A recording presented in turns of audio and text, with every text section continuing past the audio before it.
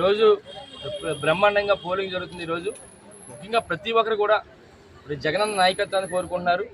ఎందుకంటే ఈ 5 సంవత్సరాల కాలంలో ఎక్కడ పార్టీలు చూడకుండా రాజకీయాలు చూడకుండా అందరికీ కూడా ఏ పార్టీతో సంబంధం లేకుండా అర్హులైన ప్రతి వారికి కూడా ఇచ్చాం. అందుకని పెద్ద ఎత్తున పార్టీలతో సంబంధం లేకుండా మహిళలందరూ కూడా పెద్ద ఎత్తున జగనన్న ముఖ్యమంత్రి కావాలని కోరుకుంటున్నారు. మరి ఇప్పుడు జరుగుతున్న ఎన్నికల్లో బ్రహ్మాండ విజయంగా మేము సాధిస్తాం. ఎందుకంటే 30,000 పైగా మెజార్టీతో నచ్చిపడిన నిధుల్లో మేము సాధిస్తాం.